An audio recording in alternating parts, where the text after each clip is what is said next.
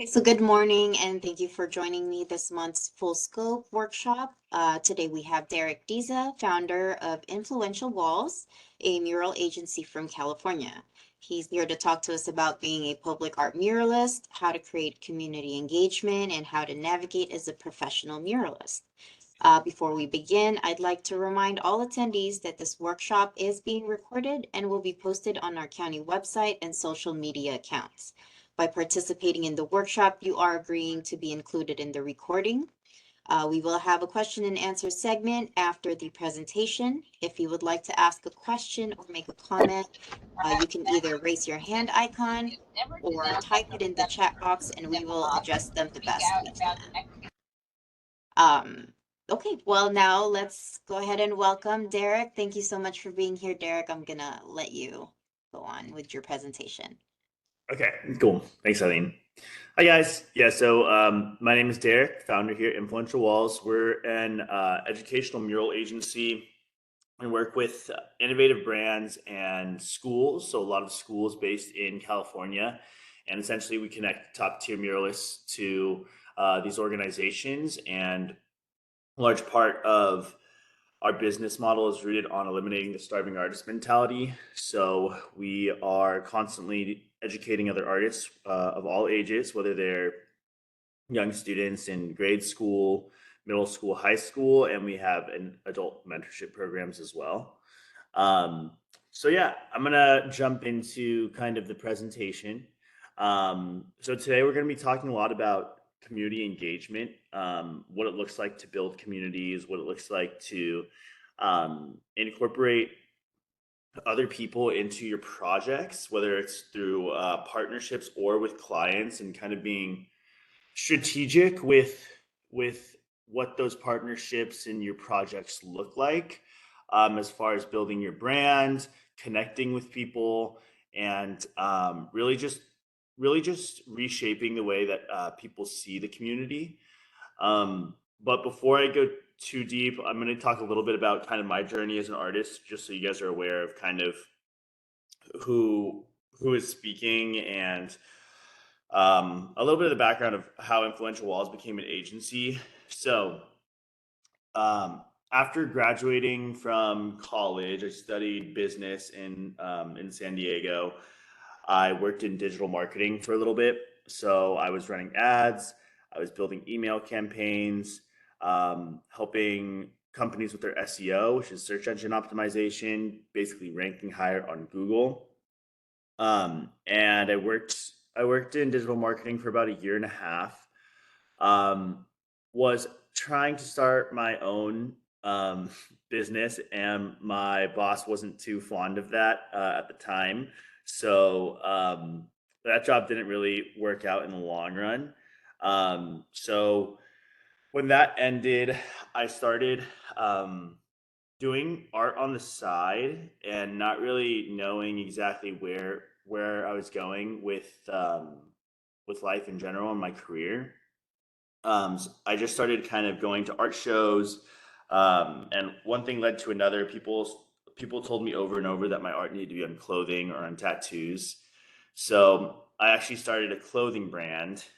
Influential Walls was at one point called Disorganized Depictions, which is a horrible name. And I started that as a clothing brand, and was donating proceeds to my friend's foster home, just because I had a couple friends come from that foster home. And at that time was just doing clothing, and trying to sell everywhere I could. Um, Once I started on TikTok, I was an early adopter there. We had a lot of traction, and through the TikTok traffic, we were actually able to sell a lot more shirts across the world. And was selling shirts, was also doing commissioned work for on skateboards. I was doing custom shoes. And one day a mural fell on my lap. And at the time, I had only been offered $300 to paint like four walls. But I wanted to challenge myself and just take the project anyways. So I took the project, painted a couple more murals after, probably like how many murals did I paint in my first year? I guess my first year I painted like six, seven murals, but three kind of were in close succession. And through the murals, I just kind of fell in love with the whole street art world and decided to chase that because I started realizing that you can make a lot of money in murals. And that's when I started taking that transition from artist to muralist. I guess I was still doing some other stuff, but I started highly focusing on murals just because they are they're a high ticket item in the art world, right? If you're doing other things outside of murals and doing commissions and whatnot, I'm sure a lot of you know that murals it's a lot easier to get a lot more money for a mural, unless you're really established in the studio world and can sell studio artwork. Murals are a great way to generate cash. So I started focusing on murals, and I call it the secret sauce. Once I learned the secret sauce of business, that's when I started becoming an agency owner. Because at that point, I was getting a lot of leads. We were generating a lot of interest in murals, and essentially, I put together a team because there was more demand than what I could fulfill. And my vision was always to be in a more curator role rather than just be an artist my whole life. And of course, I still love doing art and I still love painting murals. But at this point, um, I had really turned into an agency owner. So that's when I started delegating a lot of walls, finding walls, connecting artists to clients, to partners. This is where a huge part of the community building kind of came in. But prior to that, as a muralist, I was already learning a lot about building community, and that's really it's such a valuable skill to have. I'll go into that a little bit more in the presentation, but essentially that's what took me from being a muralist to an agency owner, is really learning the marketing side, the branding, the sales, the secret sauce, which is just the business, right? Like really understanding the business, being able to delegate that. As we grew as an agency, we started working a lot with schools, working in the educational sector. So we're teaching students how to actually price their work, how to get in front of clients. The same thing that we do with like our adult mentorship program, but we were doing it with schools. Basically, we're delivering fine art to schools and also teaching students how to be successful artists rather than just talented artists. We know that schools have curriculum to teach students how to be technical, but we wanted to teach students how to actually be successful. And up to this point, we painted schools all over California. We're based in California, so we really dominated the California school niche here. And after teaching a bunch of kids and students um, how to start their careers and grow in their careers as artists, we realized that there's not a lot of business education even for the adult artists, and that's when we started moving more into an educational mural agency, like really leaning into that for adult artists as well. So now like I said, we offer mentorship for adult artists. We teach artists how to scale email campaigns, how to build a brand for themselves, a strong artist statement, be stronger on their sales calls. And yeah, it's been quite a journey to get up into the educator slash mentor space. I guess still agency owner. But that's kind of the journey. That's kind of my journey thus far, and what's brought me here to kind of teach you guys, hopefully save you guys a few mistakes in your journey in the arts, because navigating the art world is very tricky and can be lonely at times, and very difficult. So, anyways, like I said, so the secret sauce that moved me from muralist to agency owner slash educator was understanding these ideas: brand strategy, organizing your sales process, so keeping things streamlined and not messy, and making sure that your partners and clients feel the same exact way, that you're organized, right? Being able to negotiate better, so understanding that sometimes you're going to need to compromise and sometimes client needs to compromise as well, right? But still being in a place where you're creating win-win situations for everyone that's involved. um, I always preach niche domination, because when you're really connected in a niche, it allows you to just connect people that much easier. when you enter rooms, say for example, you like basketball, right? And you go to a bunch of different basketball trade shows, you're going to NBA events, you're constantly shaking hands. Say you paint a basketball court and maybe design basketballs with art on them. I know that there's companies that do that. If you're operating within a niche and you're constantly interacting with different people in that niche, you're going to start building community immediately just because you're already connecting to these people. And if someone needs help, you can refer them to someone else. You can connect them together in an art engagement. It's also going to open the door for referrals for you, and you're just going to be able to speak their language, right? So as far as operating in a niche goes, let's say, for example, let's say for example, Eileen painted for the NBA and she did a local nonprofit basketball court or something like that and designed a basketball. And she was pitching to um, a basketball team like I don't know, the Celtics or something, and I was pitching to the Celtics, the guy that paints schools. They're going to have an immediate connection to the artist who's painting within that niche. They're going to be more connected to that artist because they're going to be like, well, Eileen's already done all these things that we're looking to do, right? It's like she's very experienced there. So being really nestled and leaning into your niche is can be a really powerful thing. I know a lot of artists might not agree with that, but we've found a lot of success focusing on educational businesses, youth organizations. Like whenever we're working with so many schools now, and we're having conversations with children's hospitals. And for them, it's like a no-brainer to work with us. They say like you guys seem the most qualified to work with us because if we're going to work with say patients that are kids, we're already experienced with working with kids, right? And we have a lot of infrastructure built in the business of how to actually go about engaging with the community. How do we engage with kids? What are some activations that we can do to further connect with the kids or connect the kids to staff or to families or to the community in general? And I'll go deeper into that. But I don't want to digress too much, but understanding that like operating in a niche can can really further just your career in general and your brand as an artist. It's a matter of choosing a niche that you feel highly passionate about. So, you know, if you enjoy basketball, maybe leaning into that more. And I'm not saying you have to focus only on basketball and pigeonhole yourself there, but it'd be good to lean into that more so, right?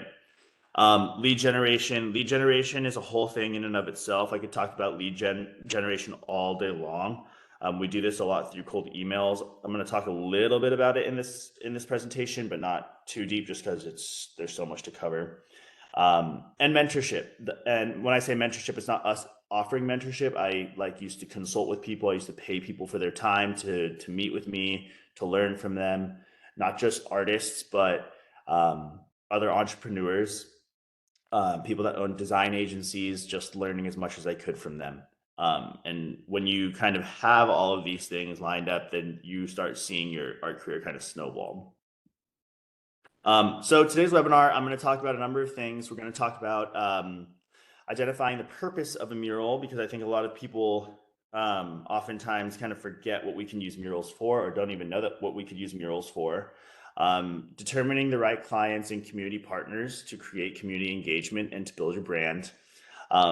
How to actually find these people and how to communicate with them, because that's very, very important. When you're communicating, you want to be establishing rapport, credibility, you want to be building trust, and really building like a long-term relationship with everyone that you work with. It's very important as an artist, and will lead to referrals for you or continued work with the same client. Solving problems through art. I'm going to talk about a few of our case studies and how we've solved problems through the art. Just so you guys can kind of have, maybe it will spark some ideas for you guys and open your eyes a little bit to see what we can use murals for. How to position a mural as an asset. How to be in a more consultant role rather than just an artist role, which makes you that much more valuable to a client. And how to build some communities online, which I think is growingly important. I think local community is huge, but online community is a way for you to connect with artists and clients worldwide, right? Or partners or whatever that may be. So, murals tend to fall into three categories.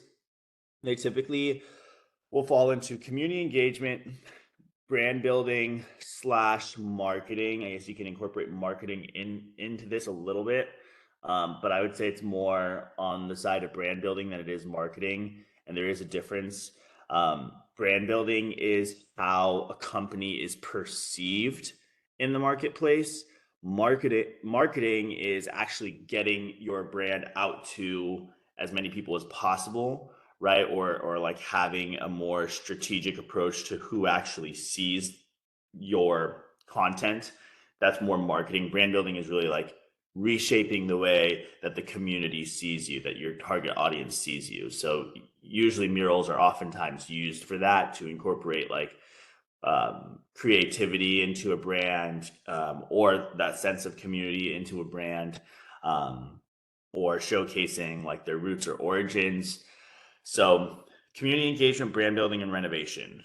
And renovation, I guess you could say, is synonymous with um, with decoration, or beautification, and that's honestly the least valuable of the three. So if you're just beautifying a space, there's a number of different ways that someone can do that, right? If you're beautifying a space, it doesn't necessarily it's not like a brand can do that with vinyls. They can do that um with signage, whether it's like a metal plaque or some other means. But when you're just using a mural to just decorate a space, you're really just selling a luxury to the client, and it's a commodity, it's competitive, and very much replaceable. So just keep that in mind when you guys are talking to clients or partners. Like, if you could position your mural as an asset for community engagement or brand building or both, it goes a lot farther than if you just say it's going to look really nice and people are going to take photos with it. Um, it just goes a lot further that way. So I think that it's really important that as we're talking about building communities, that you understand who you are as an artist, and why you create art, because you don't want to just go about making random partners that don't make sense for the things that you're looking to accomplish. This is something where at the beginning of my career, I just thought it'd be good to have a bunch of partners all over the place that just knew who I was as an artist, so I can just get as many referrals as possible. Which, like, there's a level of logic there that is accurate but also flawed, in that you you it's when you actually know what you're trying to accomplish with your art, your relationships are going to be a lot stronger with the people who have those that shared interests or those shared goals. So having a powerful call as to why you're doing your art or what you want to create or the things that you want to do for your community is going to make it easier for you to reach out to people, and it's going to incentivize people to want to partner with you more, to or to work with you in general, collaborate with you, however you want to say it.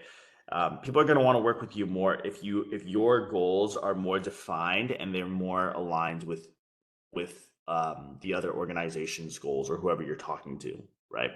So understanding what your brand is and who you work with and what your why is really important.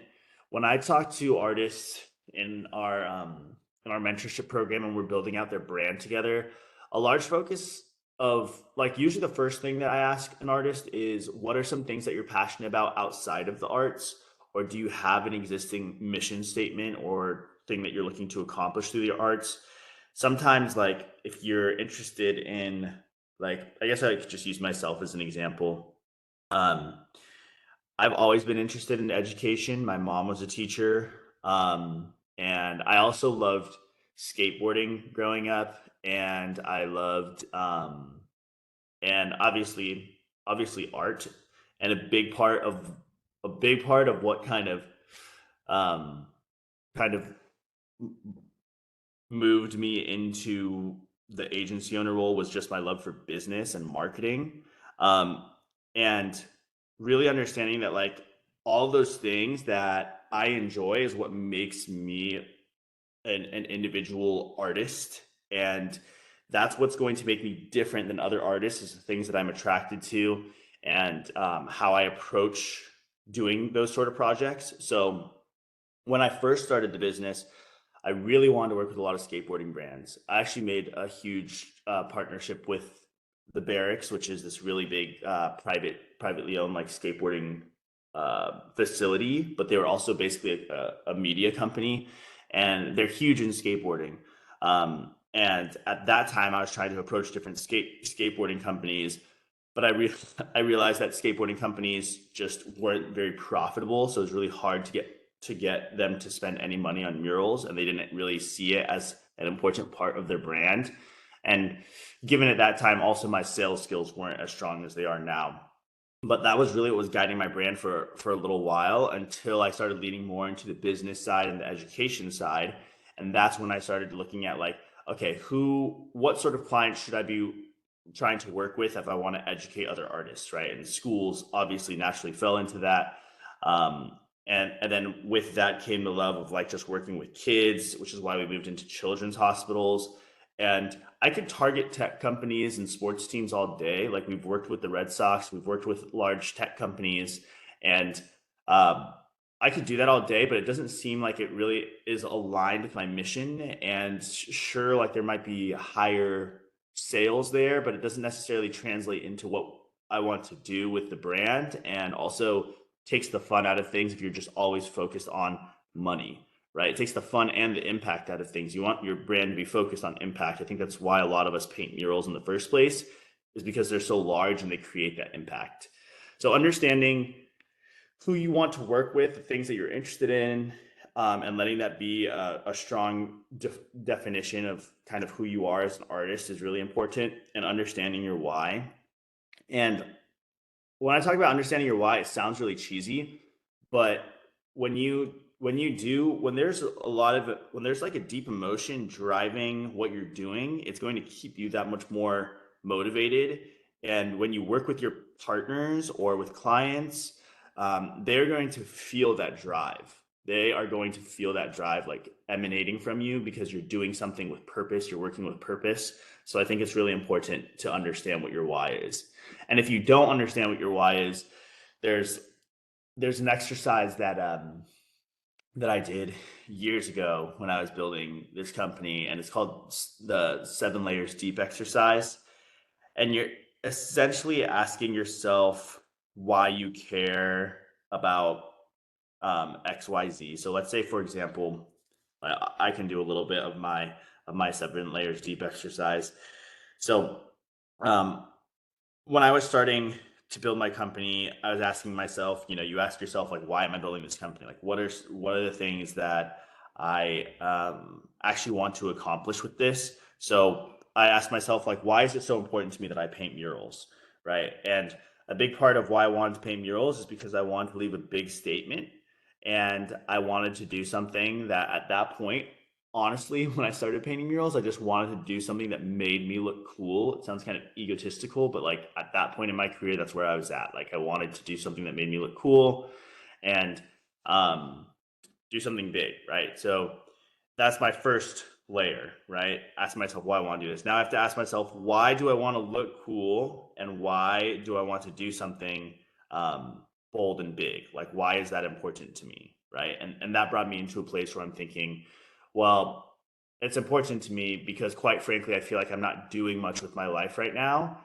and I want to be doing something that is going to make me feel more confident, and it's going to make me um just an overall like uh more powerful human being, I guess, and more impactful human being. So then I ask myself, so why is it important for me to be an impactful human being? Why is it important for me to be confident? And that starts taking me into like a little bit more of an emotional place, right? Where I'm like, well, I want to be confident because I kind of grew up in a place where people told me this things like this weren't possible, right? And um, and there's been a number of people that told me that I could not do art, including members of my family at a certain time, which have now been they're fully supportive of me. But at a certain point, that was a big part of um, kind of my background. And then I asked myself, okay, so why is that important to me, right? Why is it important that um, why is it important that I can prove to someone else that this is this is possible, right? And that all kind of like as I went deeper and deeper into those layers, I found that like I wanted to do this because I wanted to prove to the world, to other people, that you could build a career in the arts, that you could make money doing this, that it wasn't something where you had to do it alone, and that you could build a community through the arts. And like that's kind of what my why is and was, which is like building community and creating education and accessibility for artists all across the world. And that's what drives me every day, and it still drives it's driven me every day since I figured that out. And it's still it makes me that much more passionate about what I do, and it translates really strong into like anyone that I work with. Like if you talk to anyone in the Influential Walls agency, we're honestly more like a collective. Like me and all the artists that are in the agency, there's 15 of us ish. Like I'm pretty close with most of them. Like they know how passionate I am about this, and I know how passionate they are about doing their work too, and it keeps us just really tight knit. But if you don't know your why, it's a good exercise for you to go into like determining why you're doing art in the first place, and giving you some emotional drive behind what you're doing. Because without that, you could feel um, empty a lot, and that's a difficult place to be in, especially if you're struggling as an artist. So finding that, I think, is very important. Okay, so once you have found your why and have your brand established, you have to ask yourself kind of like the it's important to note the difference between working with public agencies and the private sector. Public agencies like schools or like arts councils, or working with the city or the just different government agencies in general, they're going to be very, very much focused on community building, because it's their job to basically do that. It's their job to connect communities. It's their job to make sure that a community is um, has accessibility to certain things. Whereas the private sector is going to have um, some brands are going to understand the importance of community building, and some are going to be more focused on the dollars, like very much focused on the dollars. So it's important to know that when you're working with public agencies versus the private sector, that they're going to have slightly different goals. Sometimes they're going to be aligned, and sometimes you might be able to create a partnership between maybe a sponsor and a city project or something like that. But understanding who you're going to work with as far as community engagement is really big too. Um, Public agencies are um, they tend to be a little bit there's a different process to each. Like public agencies do a lot of RFQs, RFPs. They take things to bid, whereas the private sector, you might be able to send emails or DMs directly to someone and work with them. um, but depending on who we're talking here, like public agencies oftentimes have a big bucket of funds that they can use, whereas private sector is a little bit more stringent and very, very weary with kind of like where they're going to invest their money, depending on who we're talking to, right? If we're talking like major brands, they might be like, Nike or Adidas. Like they're going to have significant budgets, but it's pretty hard to get in front of in those doors. But just keeping that in mind, it's a different process with each.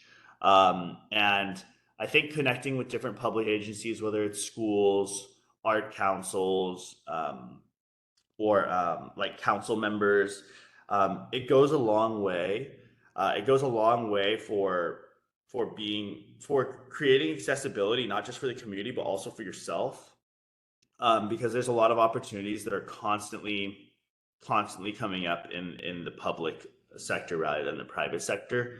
Not that they're not available in the private sector, but they tend to usually be a little trickier to find in the private sector. So just something to be aware of. So, how do you find partners and clients? Again, I could spend all day on this. So I'm gonna try to just cover. I'll try to cover a little bit here. Um, but one, you have to identify who you're gonna want to work with based on your branding. And two, you're going to probably, the best way to reach people is usually via email or direct messaging. Like, we're in a digital age. So usually the easiest way to communicate with people is through their website, through a direct message, whether it's on LinkedIn, Facebook, Instagram. Instagram and LinkedIn have proven to be some of the best places for us to find partners and clients. And email by far is what we focus on the most. There, but email tends to be a little more technical. Like, to really scale emails, you have to set up a secondary email. You need to make sure you're not landing in spam inboxes. You can't be attaching like presentation. You can't be attaching PDFs to cold emails that you're sending out. Eventually, that's going to catch up with you, and you're going to start all your emails are going to start landing in spam. I just say this from experience because we scale our email campaigns we're sending thousands a month, and that's how we usually find our clients. We focus a lot on in mentorship. We teach students how to do this all the time, but you don't want to wait for people to come to you. You don't want to be dependent on word of mouth. You don't want to hope that they just find you on Instagram unless you're really good at brand building, you really know what you're doing with your content and how to make a direct call to your audience. Hoping that people find you on Instagram is not like being dependent on virality, and word of mouth is not a good place for you to be in. So again, emails and DMs are some of the best ways to kind of go about people. This is called inbound versus outbound marketing. Inbound marketing is when people come to you because your content is so developed that you're able to get in front of a lot of people. Outbound is when we're reaching out to them and we're actually contacting someone else, right? And at the beginning of your career, even up to uh, the like the halfway life cycle in a business, you're going to have to be doing a lot of the outreach. Like, you can't just wait for people to come to you. It's just not going to happen. At the beginning, you're going to have to be doing this at scale, and you're going to have to be consistent with this. Without it, you're more than likely going to just fall into the starving artist stereotype. It's so important that you're staying on top of your outreach. So you want to make sure that you're writing strong subject lines, that you have a good script, that you're emailing people. You want to come off down to earth, not body. You don't want to be like copying and pasting messages to potential partners, unless it's really, really dialed in like their niche. Then that becomes a little bit simpler. So I'll talk to you guys a little bit about kind of like how to write an email. So we have a lot of people come to us all the time saying like, I do cold emails and they don't work at all. And if your cold emails aren't working at all, or you're getting crickets and no one's responding, it's really basically your partners and clients and the market giving you data. They're telling you that your email sucks. So if people aren't replying to your email, it means your email sucks. Like, and I'm sorry to be harsh about that, but that's the reality of it. You have to. I just know this because we've written so many emails, and we just know kind of like a general idea of what works and what doesn't. Or your email might just be landing in spam inboxes, which that's really annoying problem to fix, and that's happened to us before, and we had to fix that. Another thing is, if no one's responding to you, you might not even be sending the email to the right person. So understanding where understanding the job title that you need to target is important. So say, for example, you're DMing someone, like let's say I want to engage with the community of let's say I want to work in like a city program that is a public arts program. Like if I just send it in general to like if I DM the city of let's just say Las Vegas, like the chances that the decision maker is going to see that is pretty low. Like you're going to want to look up a program coordinator in the public arts for the city, right? Like you're going to want to find them on LinkedIn. That's probably going to be a better approach, or even on their website and see if you could find their email rather than just DMing the company. So like, or sending in an email to like info@cityoflasvegas.com or whatever it is, right? So you want to make sure that you're getting in front of the right person as well. And sometimes it might just mean that if you are sending them some sort of presentation, which their best practices for this, you want to send a link to a presentation, not like an attachment. It might just mean your presentation needs some work because maybe they saw your email and they just didn't like the presentation, which either means one, you just need to improve on your design skills, or two, your portfolio might just need a little bit more development and you're talking to someone that's like maybe a little bit more picky about who they're working with. Um, so, anyways, as far as a subject line and writing an email goes, in a subject line, we like to have something called a customization token. So that basically means like having something that's custom to the client. So that would be the company's name. So let's say City of Las Vegas murals, and then I would say C attached. For some reason, whenever you put C attached, the conversion seems to be a little bit better. And you can go further, right? Like say City of Las Vegas mural plus community engagements, see attached, right? Something that's like a direct call to who the company is.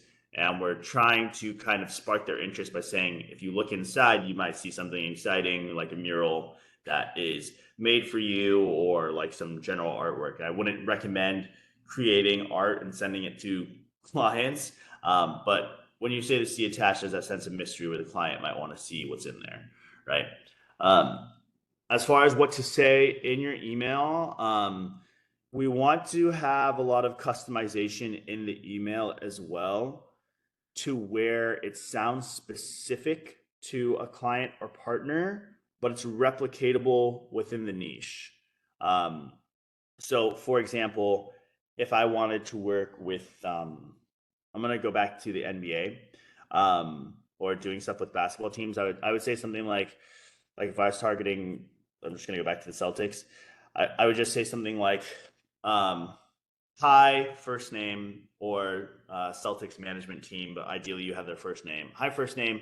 I've been watching the Celtics since I was a little kid.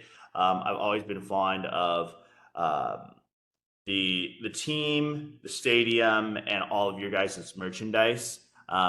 Basketball has been part of my life since as long as I could remember. Now, if I use that first sentence, I can just replace the Celtics with like the Lakers, or with any sort of team that I want, and I can email all the basketball teams now, right? Like I'm basically creating a script that is replicatable. So I can replace that with any company, and then I'm going to go into an artist statement, and your artist statement is going to be again kind of tied back into your why, who you work with, and the brands that you've worked with in the past. It's like your credibility statement. Ideally, you have a link to your work, so a link to a site, or some sort of deck that's hosted on the cloud, like in Google Drive or something, and then a call to action. So in reality, this would look something like this. We use the Boston Red Sox here. So subject line can be Boston Red Sox mural plus work sample. Hi, Mr. Smith. Love the impact your team has had in baseball. I've been watching the Red Sox since I was just a kid. My name is John, and I'm a graphic designer and muralist specializing in painting realism for baseball teams, which is very important. Like we want to have more customization based on who we're reaching out to. This could be for city organizations, for public agencies, for basketball teams, for schools, whatever it is. And then you have something that's like a little bit more establishing your credibility. I've painted murals for the city of Los Angeles, displayed in curated shows like Art Basel in Florida. Here's a link to some of my work. you'd link here, and then you'd say, "Do you have time for a call?" Um, and you want to be specific. You don't want to say, "Let me know." You want to ask them if they have time for a call. This is more assertive. This is better language for sales and for marketing in general. You're trying to get your partner, your prospect, your client to take the next action. And you're giving them exactly what that next action is, not "let me know if you're interested." It's too passive. And this is a very short script. You don't want it to be too long. And ideally, the more custom it is, though, like you might have like say like 3 or 4 more sentences in here if you're really fond of working with an agency, um, like whether it's a public agency or someone in the private sector. And you could have a little bit more of a customization there, where it's like, um, say for example, like when we work with schools, we talk a lot about things like college and career readiness. We talk to them about workshops that we do, so our script is a little bit longer. It's like 2 or 3 sentences longer, and it's really with the idea to establish more of a connection with you and your prospect or your partner. It's really just establishing that connection, and building that rapport and trust, so people are see you as a more credible source. um, Now, I want you guys to keep in mind that, like, I talked about trying to make everything a brand building and community building exercise, but not everything is going to be. Sometimes the client's going to want you to just paint their logo or to do something quick. And it's going to make sense for you to do that for money, right? As an artist, like, you have to make ends meet. So sometimes you're going to have to take jobs that maybe aren't the most exciting to get by. Um, but you don't want to get caught up in always doing that, but it's important to have like a couple of jobs throughout the year that maybe they're not the best for community building or brand building, but they're there to support you. And I think I should also, this is a good point in the presentation to make a note of like partnerships versus clients, and understanding um, that when you work with a company, you're not always going to be like, not your clients are somewhat like your partners. And I'm using clients and partners interchangeably, but they're not necessarily always interchangeable. Like, partners are just people that are going to help you connect with other people, right? Or build communities together. So like, for example, we have a partnership with a company called Wish You. They're a online like e-card company. So they're a card company, but like people can sign online and you can create like custom art on the cards and stuff. And we're partnered with them because they work with so many schools and because we see the value in what they do. So essentially how it works is like if you were to scan a QR code or something or have a link, essentially like everyone can contribute on this card. So let's say it's like the principal's moving and going to another school, and all the kids want to sign the card. They can scan the link, they can go on the card, and now they can all sign the card. So we have a partnership with them because, one, they're connected to schools, but two, when we're working with the school, they're helping us build that community engagement that much more, right? Like when I work with the school, I bring an artist to the campus, we paint the mural, we do our lectures or workshops with the kids, which is great. But when we have a partnership with Wish You, for example, like if we throw a QR code on the wall and now any student can scan that QR code and write, they're all part of this project and being part of a mural. And like it's extended past even the school year because the QR code lives there. Like students in the next school year can come and write and all contribute. And that's like, so we see the value in the community that Wish You has already built and is consistently building. And that's why we have a partnership with them, is because they see the value in what we're doing too, because we're connected with so many schools and we're doing art at large scale. And it just made a lot of sense for us to go together because we are trying to accomplish the same things, and we're both trying to build community. So that's a partnership rather than like a client, right? And sometimes a client is interested in brand building, so, or I'm sorry, community building or brand building, either or.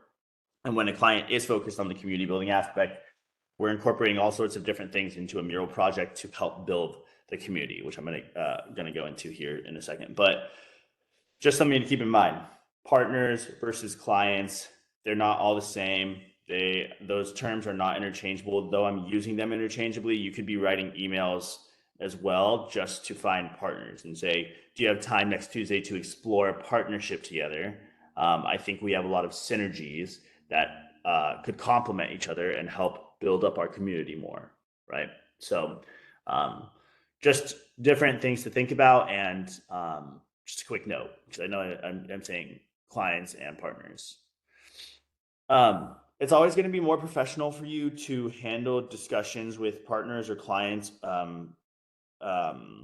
face to face if possible, or on a call. So I try to handle all my calls on Zoom because there's a different level of rapport that's built when you're talking on Zoom or shaking someone's hand, right? It's just more personal. You can see the expression on their face, um, and when you're just contacting via text, DM, or email, like there's only so much of a connection you can build with someone.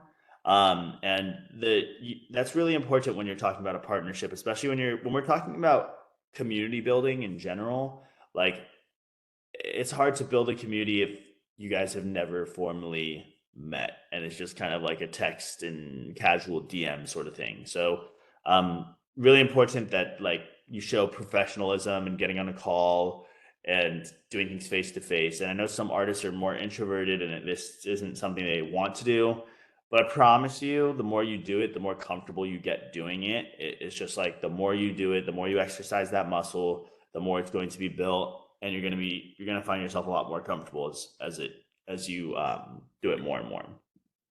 Um, so how to handle an initial call? Like when we're talking about partnerships or clients in general, like when we're just talking about working with someone, um, you don't want it to feel strictly transactional. Like you do something for me, I do something for you, and that's it. Like we want to make it feel like we're trying to put the other person first, right? And show them that we genuinely care about their goals.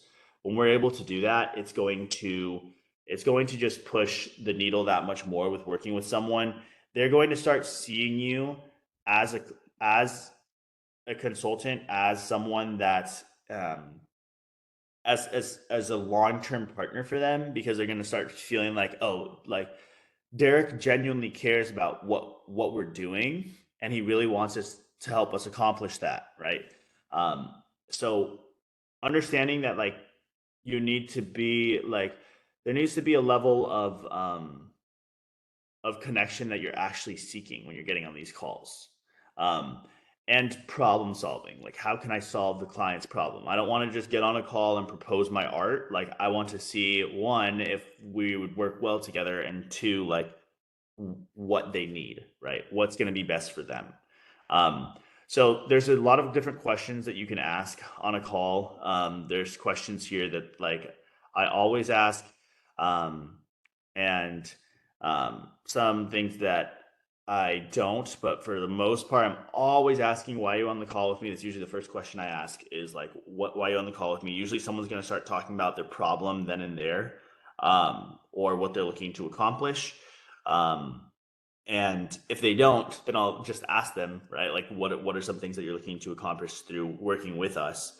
Now, we're an educational mural agency again, so a lot of times when people work with us, it's because they are looking to educate artists, usually, or to get a beautiful piece, or both.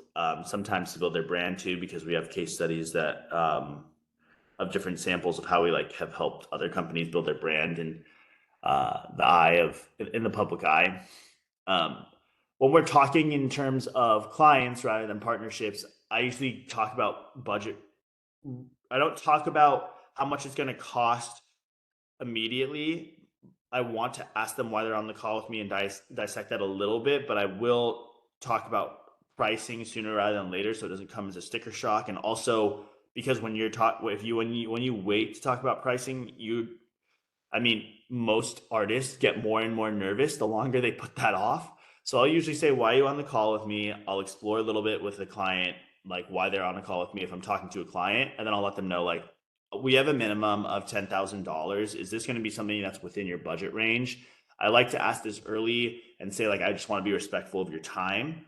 And like when you say I want to be respectful of your time, it's positioning it as a lot more casual, and you're both kind of doing each other a favor because you don't want to waste your time, right? If they don't have a budget to meet your minimum, um, and that's specifically with a client. That's not something that you necessarily need to talk to a partner about unless you guys have something immediate that you're going to be working together with a different client. Um, and then we'll ask questions like, is there a timeline in which this needs to be completed by? We'll ask for dimensions, if they have it, or photos of the walls in mind. If they've worked with a muralist before, and sometimes asking if someone's worked with a muralist before, you can learn a lot about what they're looking for, because they might talk about pain points of working with some muralists, because some muralists are unorganized or not timely or just flaky, and you're going to find out to a partner or client like that's really important to them, which it should always be in business, is that you're not coming off as flaky and you're showing responsibility and showing organization, um, which is a whole skill set in and of itself. But just a couple questions that we will usually ask just to start positioning ourselves as an asset, but highly, highly focused on kind of dissecting the client's problem. So, client or partner's problem. Like if when we were talking to Wishu, for example, I was asking them like, what are some of their objectives within their partnerships, and like what does that usually look like? And um, the founder there, his name's or I think he's the founder, Ignacio.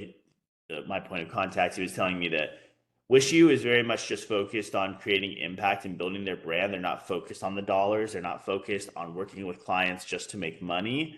They want to get their card. They just want more kids using their cards, because if more kids use their cards, they know that their families are going to purchase from them in the future. They just want their kids to use their cards and to show the viability of like bringing together, um, so let's just say, for example, like a school community and like a sponsor. So a lot of people will sponsor on the card. So like a nonprofit will drop their logo in the middle, and then we're now connecting the nonprofit with the parents, with the kids, with the faculty, and we're connecting all of those groups together.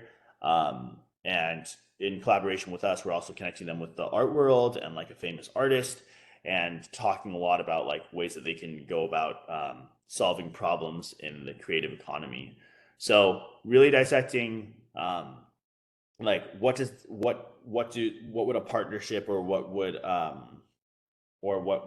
a project together actually look like, and what really makes that successful to you, and going really, really deep into that. Like when we work with schools, for examples, and stop my screen share for a second just because I know this screen's kind of distracting.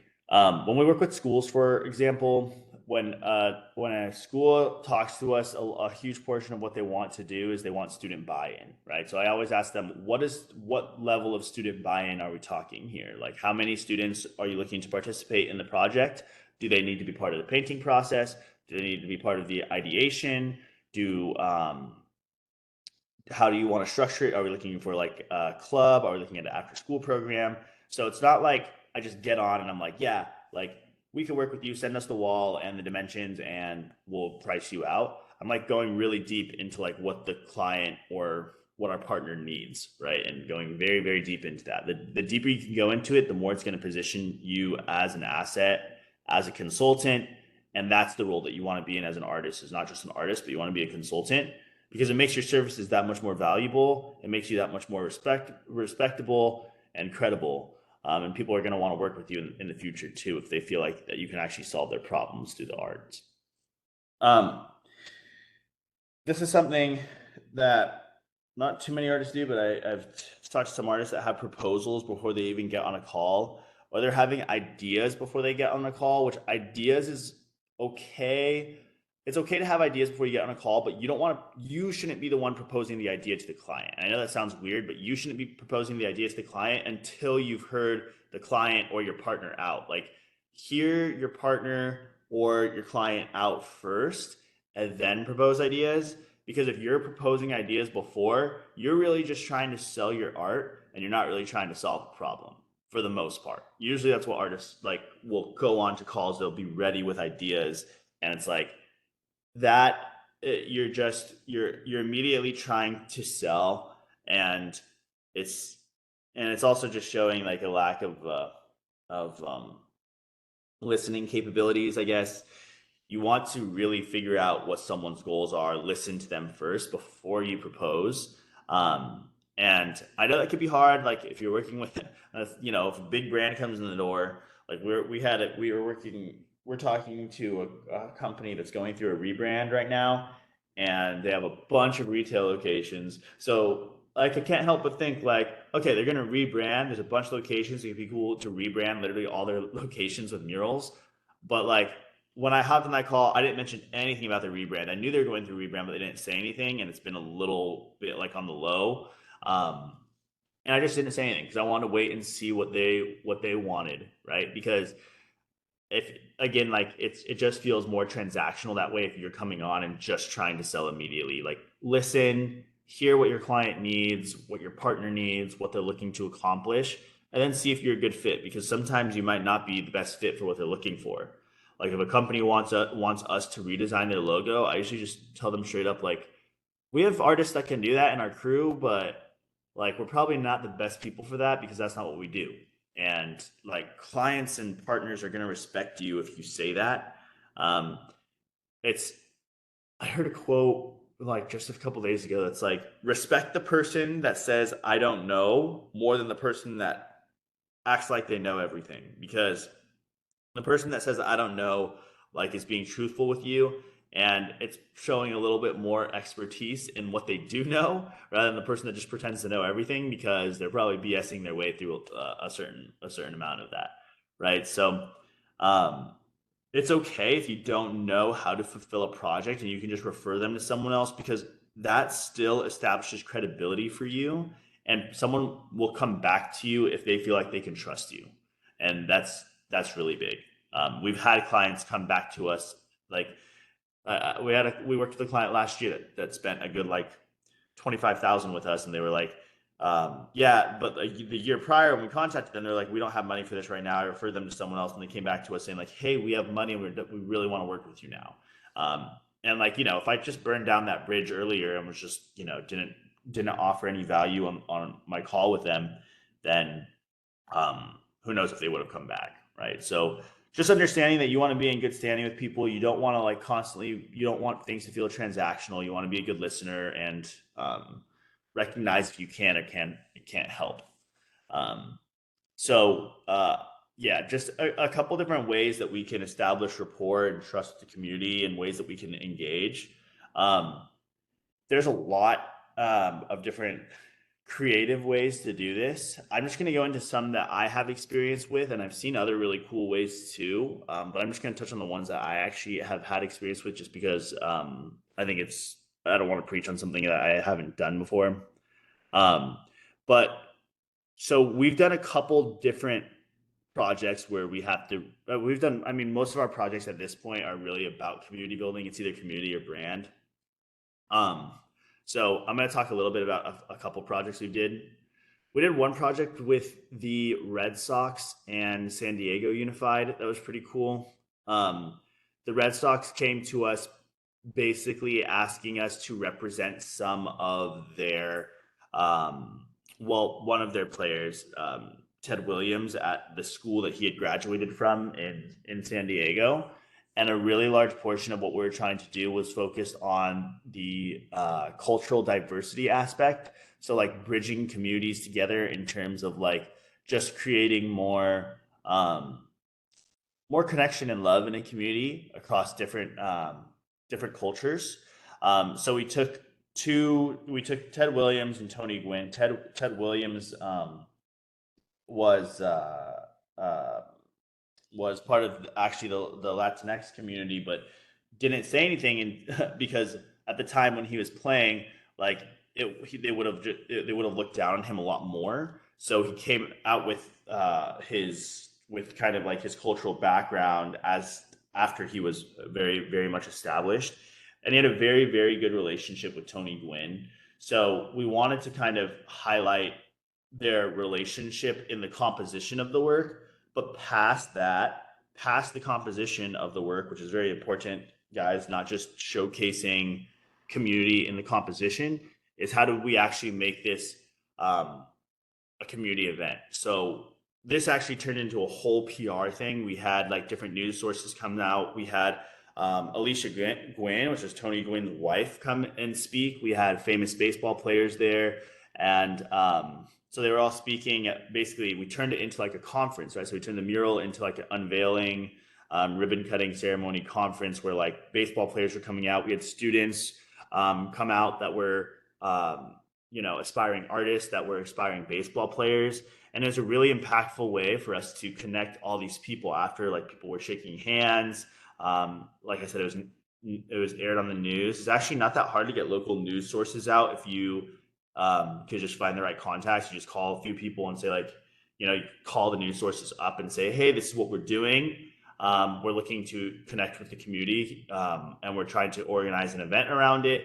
Your client or partner that you're working with is probably more than happy to help you put together the event because this is so impactful for their brand and for the community, right? So for us, like, San Diego Unified was more than happy to partake in organizing things with us, and so were the Red Sox. So this turned into like a whole event and just made the art that much more valuable and that much more sentimental. And now this is going to stand as a piece at the school that's always going to be remembered as such, right? So just one example of ways that we've done community building in the past with art is past the composition. What can we do to bring people into the space, to start conversations, to connect with people, and to create just more memorable experiences in the community, right? Um, this actual one was a huge project, a big six-figure project where we basically went around a small town called Wasco. It's near Bakersfield, and we basically painted every school in the district. So the district wasn't huge, but we did like 6 different schools. We did a ribbon cutting ceremony at each school. We also engaged with the kids. So whether it was through assemblies or student surveys for ideas, or workshops, we like wanted the students to really be a part of the project, right? So we do something called our Mural Academy program, where we basically have students participate in the painting aspect, and we do lectures with the kids. The ribbon cutting ceremony aspect of it was really cool too. The mayor came out, families came out. Actually, that was like a huge event. But yeah, so this was a really cool opportunity for us to beautify the city. But this conversation started as just us talking to one school, and they said they wanted to like really bring together the kids and community and have like a lot of community buy-in. And that's when we actually reached out to um, the district and talked to them about doing something across the whole town. And it became a huge project, right? But if I just immediately came in there just trying to sell my mural to the school, we would have just painted the mural. Maybe we would have painted the mural and we'd just been done and out. But this turned into like a huge, like 5-6 site project with ribbon cutting ceremonies, students painting, families coming out, and like it it not only like it not only increased the value of the project in terms of the dollar amount significantly, like this is a huge project that we did, but it connected people, right? And like it created this experience where now, like, if this school district needs beautiful art, like, I know that they're going to come back to us, right? Because they saw all the things that we could put together and all the things that we can do, past just the artwork, like how we actually integrated the community into the piece, right? So just different ways that we can go about activating and working with communities, right? This doesn't just have to be with schools too, guys. Like, we've explored working with apartment homes and having the tenants help us participate in painting murals. We have a gal in the collective that did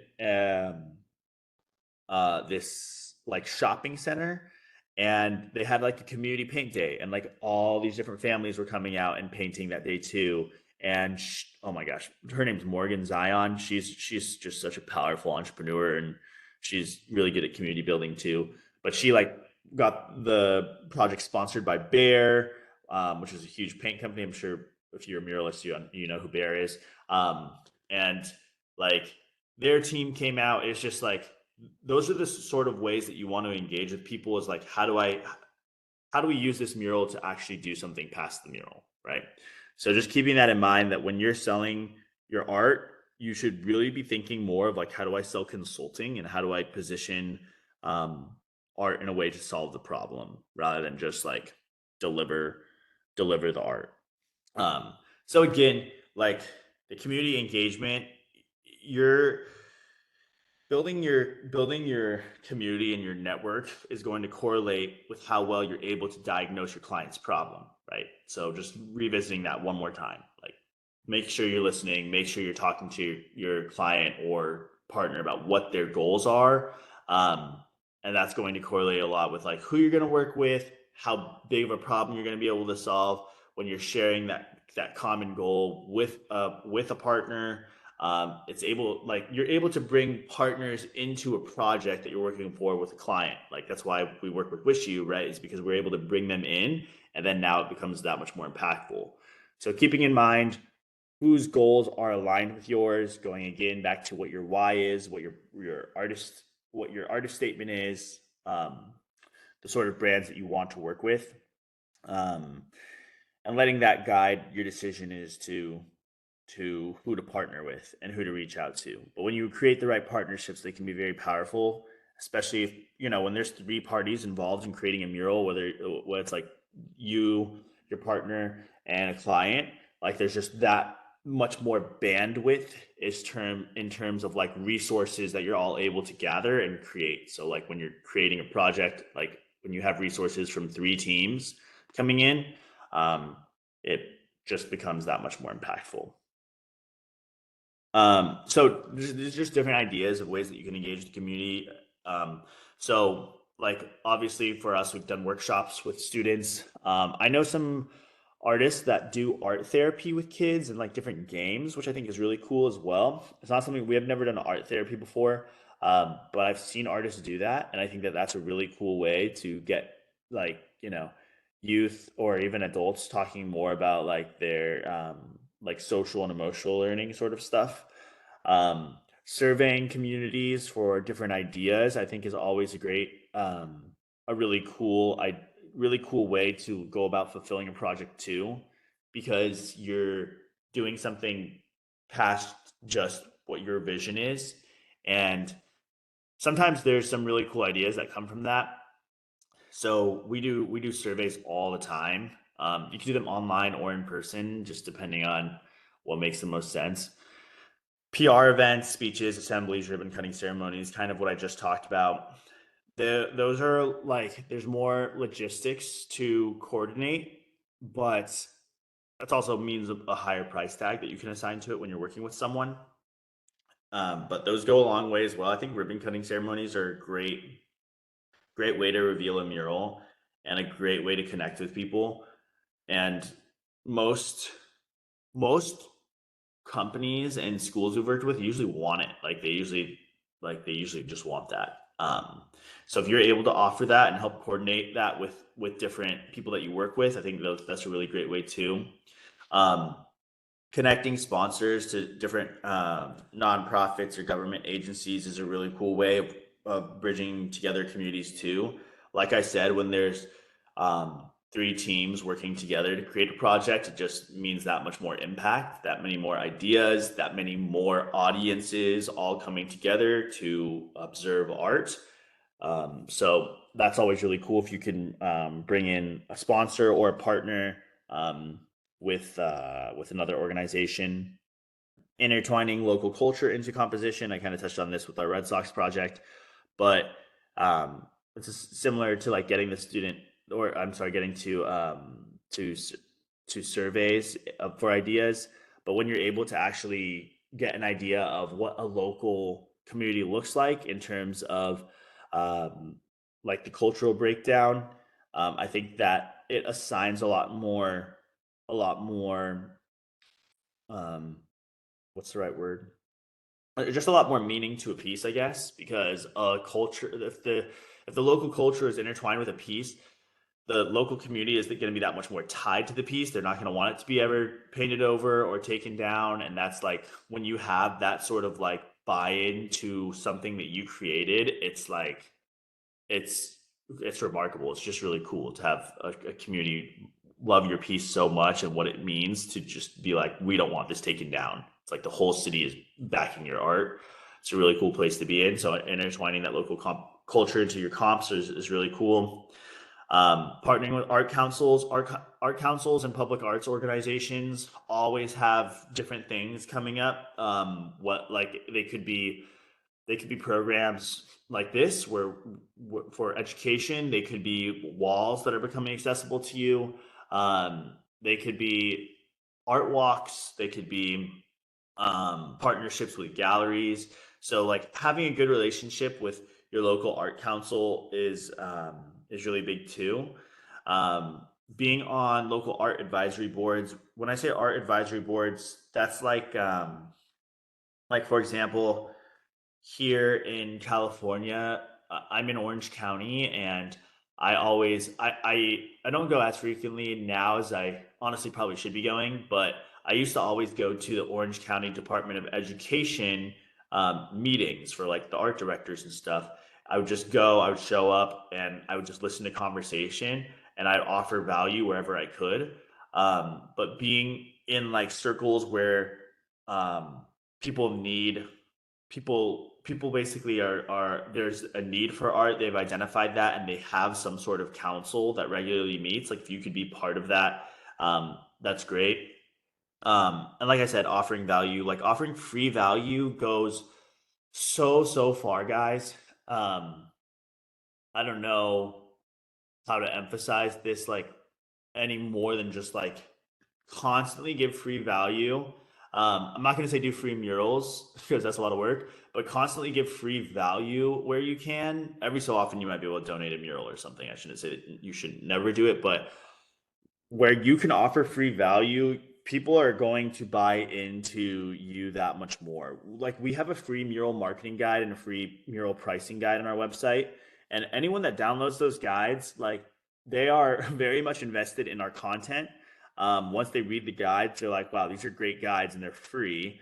And a lot of them will come back and go into our paid webinars, or they'll go into the mentorship program, because they're just like, if this is the stuff I get for free, I wonder what sort of stuff I get when I pay, right? And this goes past like just the students. Like it's the same for the murals, right? Like we do complimentary like mood board consults and stuff like that. We'll do like one a complimentary consult, and even just on my first call, I'm already starting to offer value to a prospect or to a partner by talking about all the different ways that we could do something, ways that we could solve their problem before putting together whatever proposal. We do proposals for free too.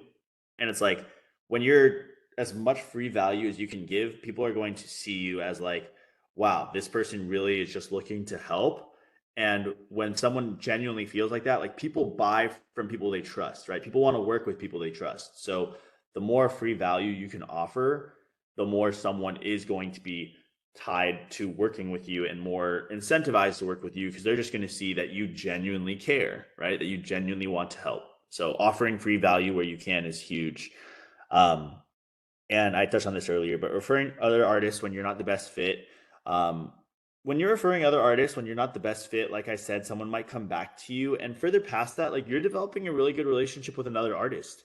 Those artists like might have jobs for you in the future, or there might be synergies where like maybe you guys want to do a conference together or something like that, or whatever it is, a podcast together.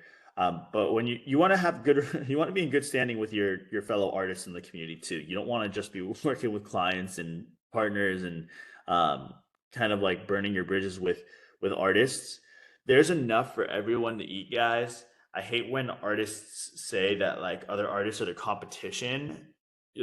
Rather than seeing other artists as competition, you should see them as opportunities to collaborate. And when your mind shifts from competition to collaboration, that is also huge for community building, because now you're developing partnerships with other artists rather than this competitive nature. And when you have these like partnerships with other artists, you guys can like put your heads together and think of ways where you can both work together to build your community. And that's where like really impactful projects come into place, right? Like there's group projects all the time in the art world, like all the time, right? Like just think about how impactful mural festivals are and stuff. I wish that mural festivals paid better, but um like those sort of things are so impactful. So when you put your heads together with other artists, it could be really powerful. So don't see other artists as competition, see it as opportunities to collaborate.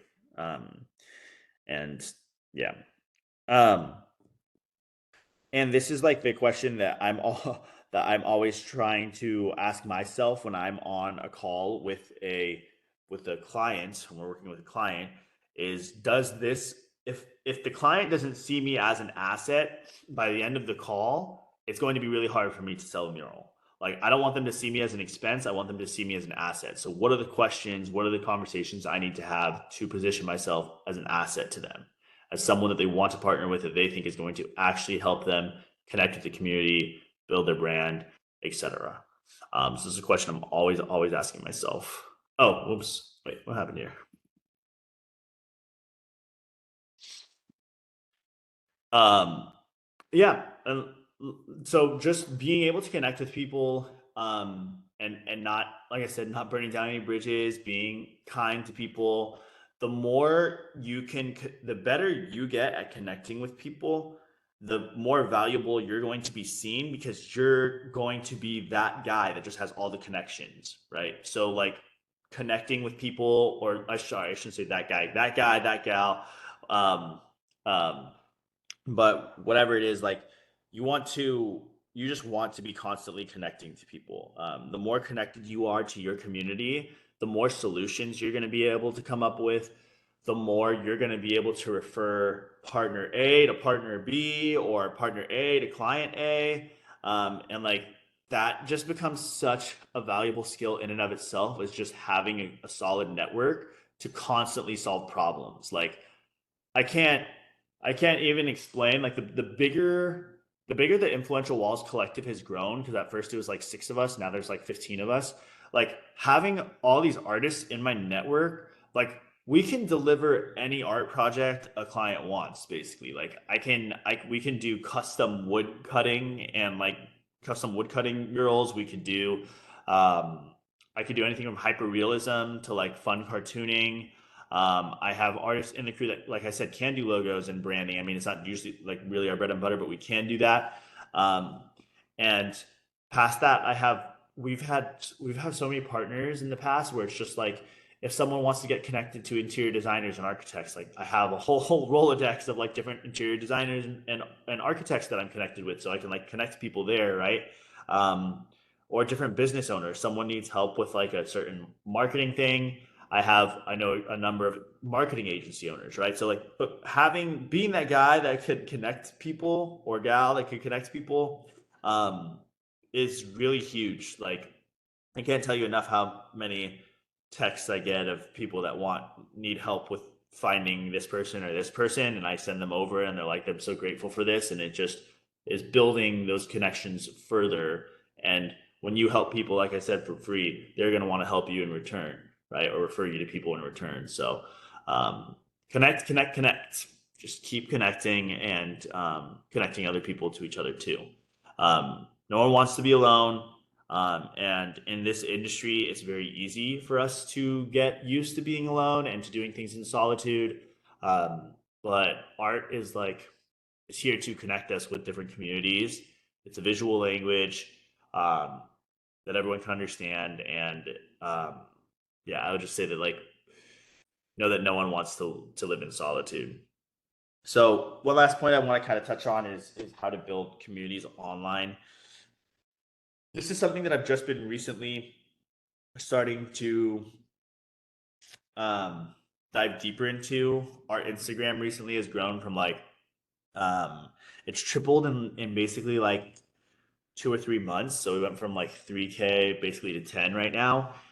And this has been something that's been it's been a really eye-opening experience for me, because I actually am seeing so many people that are connecting online.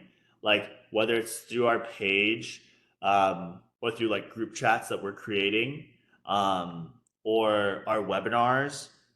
People are starting to like come together, and there's like a community that we're building around the brand that is just really cool. And it's something that, so I just figure it's something that we should probably talk about just briefly.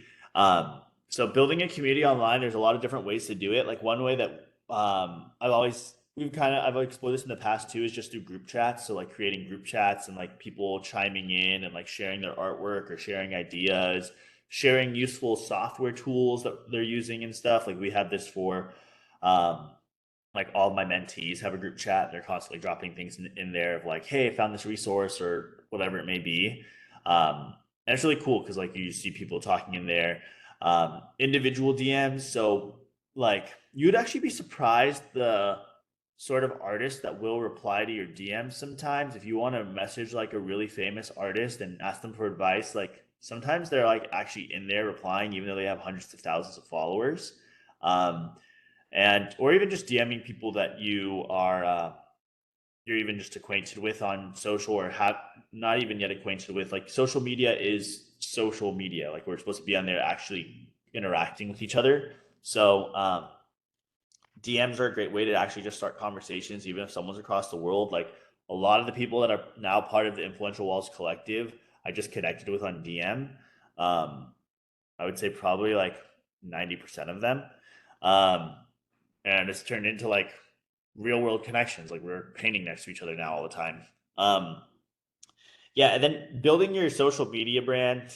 Um, there's like a lot of different ways to do this, and it's a whole topic that I could also go into for hours. But I would say if you're looking to build a brand on social, you should focus either on entertainment or education. And based on the sort of thing that you're trying to do, find someone that's doing it already and copy what they're doing. Like obviously put your own spin on it, but if you're seeing, for example, someone like one really successful thing that I've seen working well for a lot of artists that is rather untapped right now is when someone does like a piece of content that's like, this is what I would create if I had a collaboration with Nike. And then they like showing their process of like what they're creating for Nike. And then the next day they're like, this is what I would do if I was working with Adidas. And like that works so well to get in front of the actual audience you want to get in front of. Um, because most most of us as artists, like the people that follow us are artists. It's not necessarily our ideal clients or ideal partners. So creating things of like, if I was to partner with this company, if this company was getting a mural from me, this is what I would make. Like that goes a really far way. Um, and if you're looking to, and if you don't want to do content like that, I would just find someone that does content similar to what you're looking for. Study what they're using for their hooks, for their captions, like how they shoot everything and the sort of music they use. Like, is it bass heavy? Is it relaxing? Like, there's a lot of things where people just like will just upload on social media just to say that they did. But if you actually study content, there's actually a lot to it. Even just how your text is laid out, where it's placed, how far the like what your line spacing looks like, if there's color behind your text versus color not behind your text, like that stuff's all huge. And I've just noticed the more like content studies that we do and more um, just strict we are with what things need to look like, the content performs better. Like we're looking at trends of like, all right, when I use heavy base and this sort of text and these two font styles, like this is what performs. And we test it and it seems to perform all the time, like it for the most part. But there actually kind of is a science to social media. Um, you just have to really study. And if your content's not performing, again, it's the same as the emails. If your content's not performing, it's not because of the algorithm. It's because the market doesn't like it. It's because people aren't rewatching the video. They're not saving the video. They're not sending it to other people. So it means you need to work on the content a little more. Streaming and webinars. So obviously we're here on a webinar, and it's a great way for people to interact, whether it's through a chat or through like Q&A at the end. We do webinars all the time. So if you guys are interested in exploring other topics like marketing or sales, You guys can check out our website. It's just influentialwalls.com. In our shop section, we are always promoting different webinars. We always share it on our email list too. But in our webinars, we do a lot of Q&A at the end. We'll oftentimes have like 30 to 70 people in these webinars from all across the world. They're asking questions, they're typing in the chat. Some people know each other that come in the webinars. They're like, "Hey, I see that you're here," and this really cool way to like connect people. I've yet to do any like streaming outside of webinars, but I've seen other artists do that. I think that works well with what sort of art you're creating, or like live streaming on Instagram. I guess we've live streamed on Instagram and TikTok before. Um, and direct call to actions for your target audience, partners, or niches. Call to action is just asking someone to do something, whether it's like coming to a meeting um, or whatever, like setting up a resource together. But a call to action is just making it very direct to who you're reaching out to. So if we're like on social media, for example, I'd be like, if we're trying to talk to artists, we'd say like, if you're an artist, comment this, this, and this, and we'll send you something like a free mural marketing guide, right? Or if you're a baseball team, like comment comment paint for our team, and I will send you a free guide to like um, a free mood board for your baseball team or something like that, right? So making a very specific call to action to who you want to work with and what the niche is. But these are just a couple different ways that we can create communities online. And yeah, this has also been something that I've realized too. Once you're good at building a community, you can start any company you want. Like if you know how to build community, you could build a product for that community. And it's always more important for you to build the community before the product, because if you build the product before you find the community, no, someone might not even be interested in buying your product, because like you might not even know, if you don't know how to find the people to buy the product, and you don't even know if the product, maybe you do find the people and the product isn't good and it needs more work, whether it's like your portfolio or maybe merchandising that you're creating. Like it's better to have the community first and then develop the product second. And I learned this in the very, very, very early stages of my career as an artist, because I started with clothing. And um, when I first started with clothing, I had a following already of people that were following my art. It wasn't huge. It was only like 1,200 people, and they were just like friends of mine, right? Like it was just my personal Instagram at that time. But I asked them in my stories, I would take polls and I'd be like, which design do you like better, this one or this one, right? And like getting an idea of like, okay, what does the community actually want to see, right? And I would base what I printed off what the community voted, right? Now I learned this lesson very quickly, because I did this basically for like my first 4 rounds of printing shirts. The first time I printed shirts was like 25 shirts, because I saw that like 25 people voted for this shirt, and I was like, okay, I could probably sell about 25 of these. They sold out. Did another run for like 50 shirts because I had enough votes. Sold, and then did it again for like a new line of shirts that I did basically 3 times. And then the fourth time I was just like, okay, people like my art, so now I'm gonna print a bunch of shirts, new ones that I've never done before. And I printed a bunch, and I swear they're still in my closet. There's like probably good like 500 shirts in there, because I went crazy. I was just like, all right, I have money. I'm just gonna like invest it all into the inventory and buy a bunch of product. Even though I didn't ask the community if they liked it, and bought a bunch of this stuff and sold maybe like three and bought like 500 units. So there's like that was the lesson learned there, is have a community, ask the community what they want, if it would actually be useful to them, and then build the thing, and then create the art, and then do whatever it is. But having the community first, rather than having the product first and trying to sell it to a community, is huge. So always just kind of listening to what a community needs, what your client needs, what your partner needs, and forming your ideas based off that, and thinking about ways to connect people once you've heard the input. again. So I guess I've said that like a number of different ways now.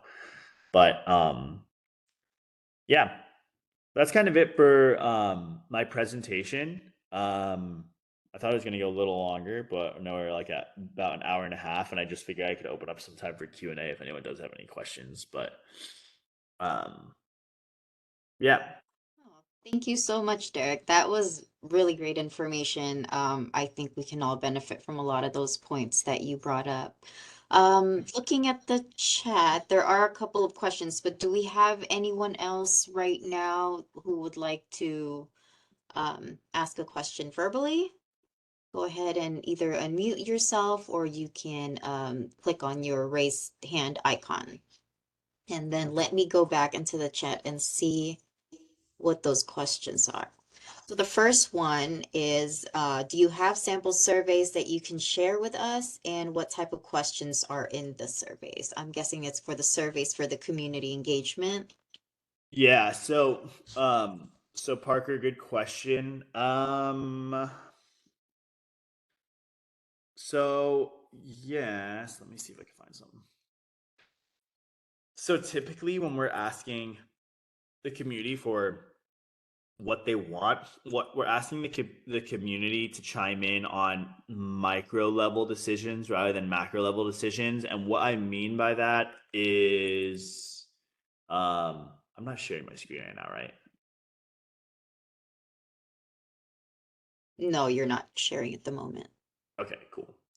I'm just pulling up a passwords file, so I don't want to like Oh, show. yeah. um, so what I mean by that is essentially like when we're working with, let's say, like a client, um, I usually ask the client what their vision is first. So I go through like more like a mood board consult with them and figure out like, okay, this is what the client is looking for. Let's say, for example, they're looking for an empowering quote with a aquatic theme or something like that.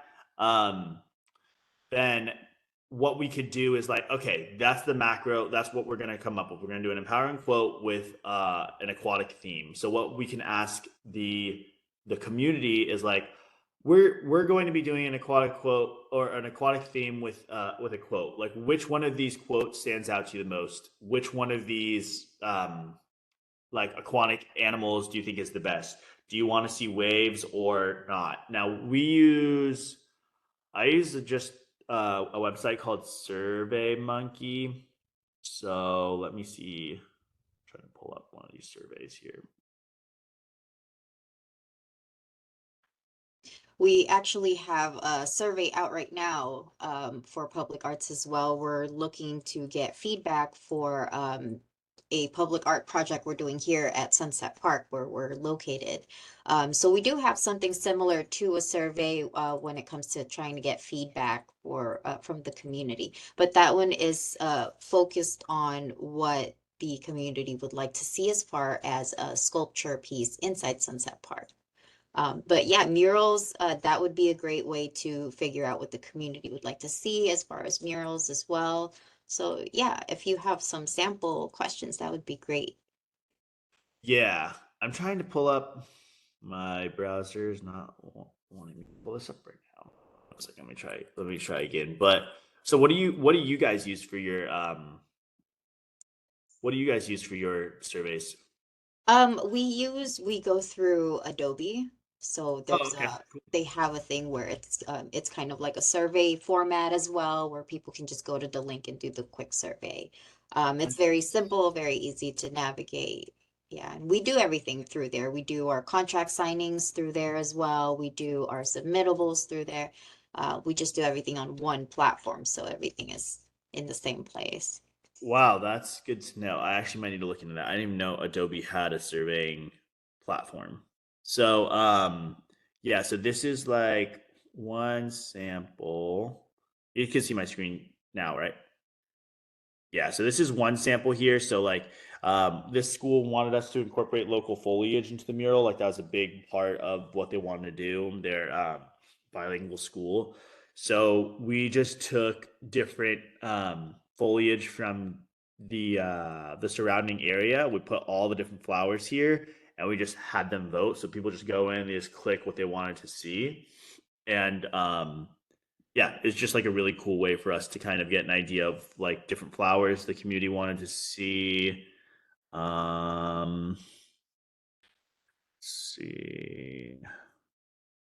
I think of one where we did a lot. Or this one was pretty good one too. We were asked, this is for a school, and they want us to include all of like the student hobbies into a mural, which was very tricky in terms of the composition. I mean, we were able to pull it off, but it was interesting. But basically went in here and asked the students like, what are some colors that you want to see in the mural? Your favorite colors, some of your favorite hobbies. Um, we even asked them as far as stylistic choices, like, do you want to see a nature, landscape, people and animals, so like portraiture, still life, lettering, um, sports, and we incorporated all of these into the piece. This was for Night Desert. So we did like an electric box and like one of their like rolling garage doors, but on the electric box, we incorporated all sorts of stuff that they were interested in here in like a very playful way. Um, yeah, but we've done, I'm trying to think of some other things that we did too. Where else did we use student surveys?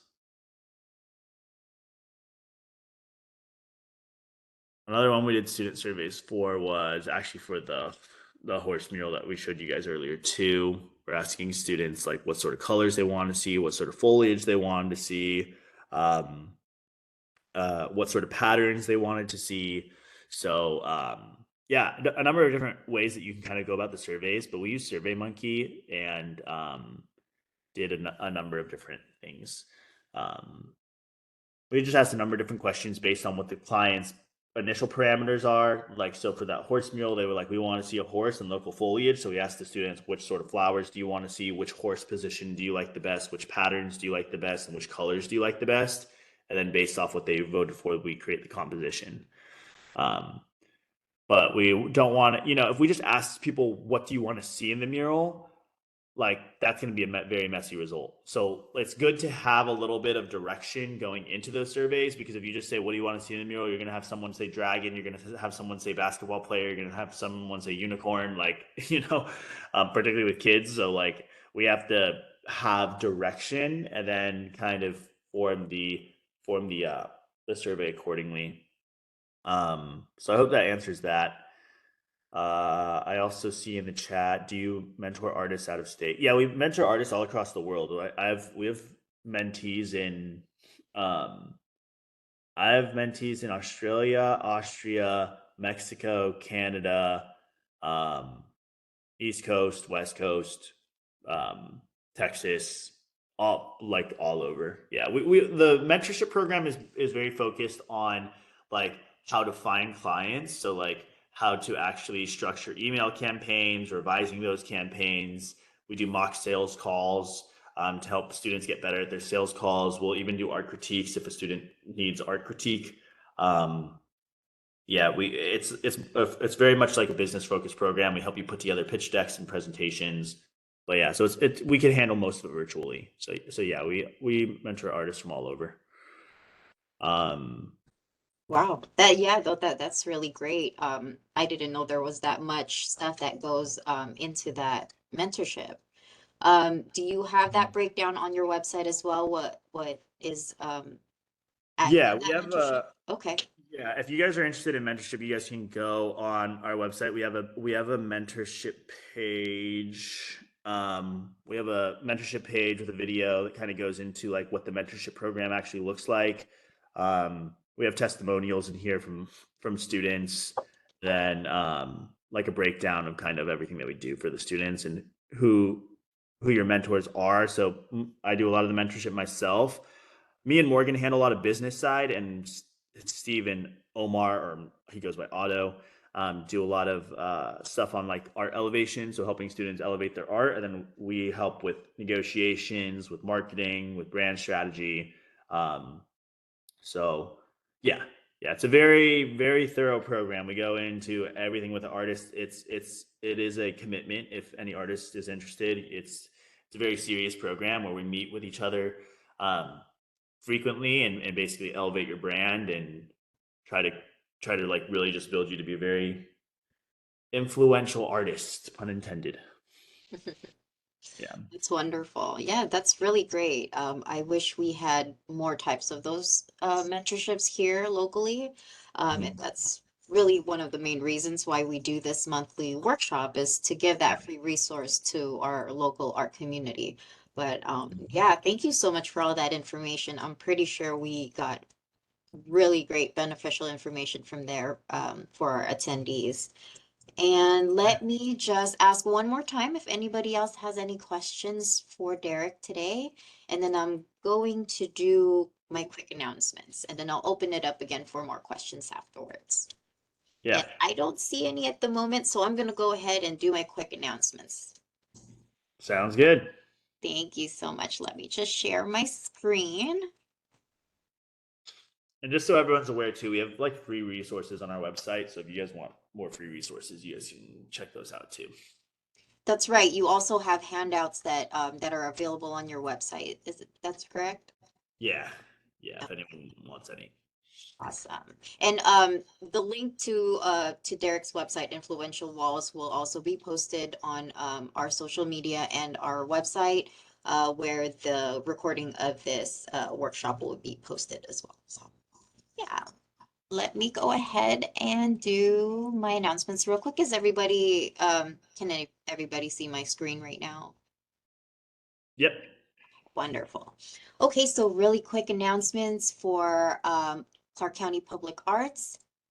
Our next full scope is going to be next month, Tuesday, July 16th.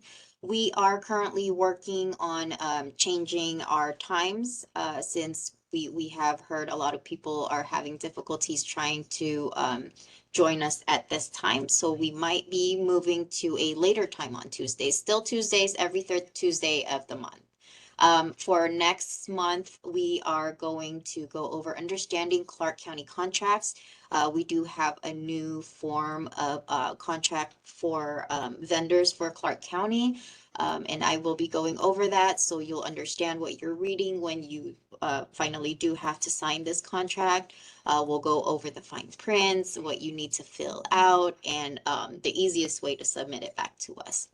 And then attendees, as usual, will have a chance to ask questions about the topic during the question and answer segment and followed by more announcements like this. Okay, next we have gallery calls. We have one for our reassembly required, juried by local artist Jeannie Hua. This deadline is for Sunday, July 7th by the end of the day. This will be at the Government Center Rotunda Gallery. Let me just read here. The Clark County Public Art Office is pleased to announce a call for art for reassembly required, an art call that explores the themes of dismantling, assembly, and the creation of new works through the manipulation of materials. Oh, that's a mouthful. Artists working in collage and assemblage are invited to submit their work, which challenges the notion of what it means to take things apart and put them back together. From cutting up photographs in fabric to assembling action figure heads with needle nose pliers, the art call seeks to examine the creative process of destruction and reassembly. And just to let you know, Best in Show also receives a $300 gift certificate, and two honorable mentions will receive a $150 gift certificate. And then for open calls, we have solo series up right now. This is something that we have been doing a couple of years in a row now, where we put out a call and we hire 4 artists to do exhibitions, and they'll also be doing, I believe, community engagement with this. So it really goes with what we covered today with Derek about community engagement. The application workshop was about 48 minutes ago, unfortunately, but from what I understand, it is a recorded workshop and can also be viewed later on. So if you're interested in that, please reach out and we'll let you know how you can get access to that workshop. Oh, and also the deadline for this is July 16th, so that's coming up. If you are interested, please get your stuff together. Reach out if you need any help. We can help you put that stuff together and see if you're missing anything and whatnot. So yeah, we're here to help if you're interested.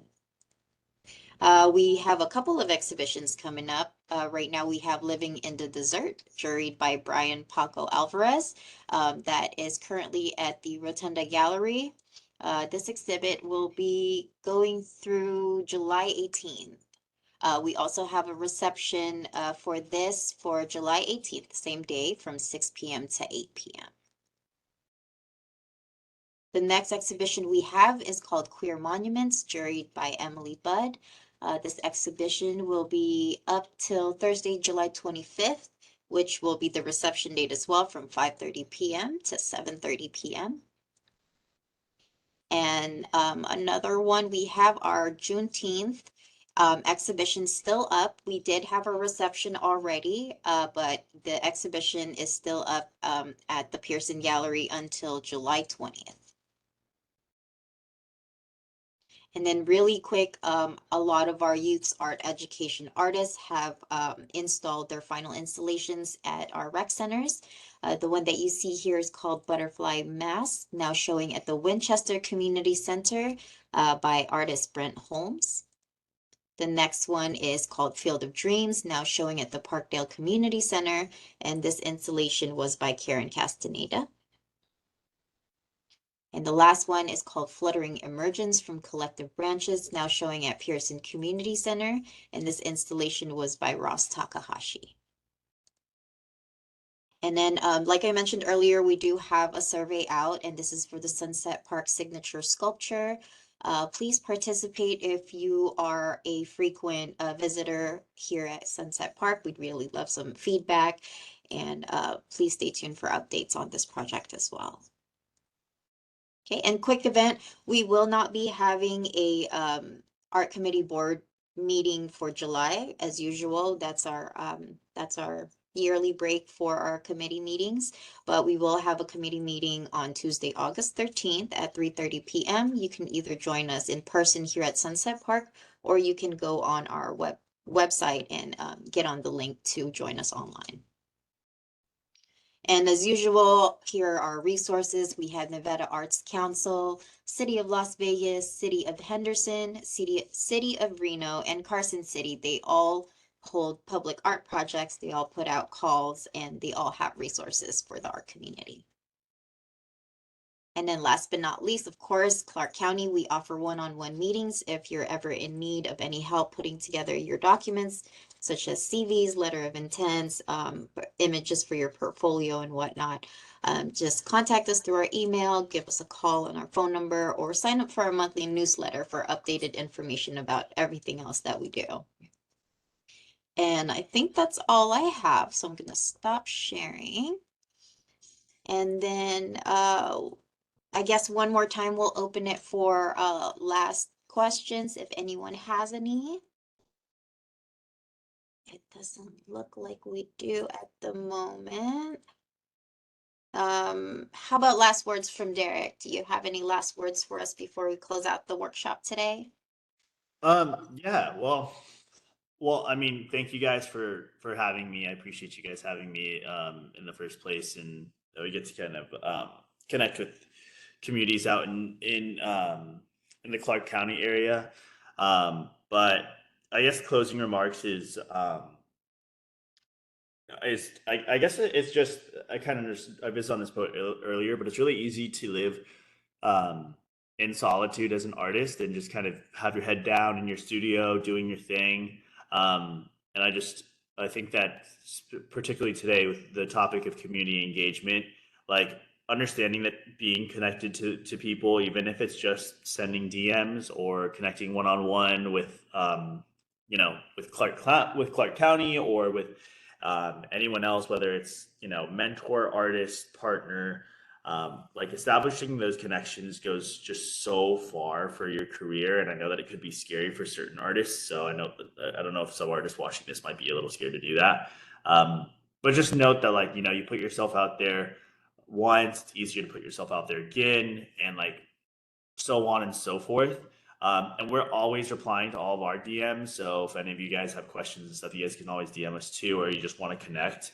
Um, but yeah, I guess just don't be afraid to connect with people, and like it opens up so many doors of opportunity when you do get to connect with people, and makes you that much more powerful when you have the ability to connect people as well. So um, yeah.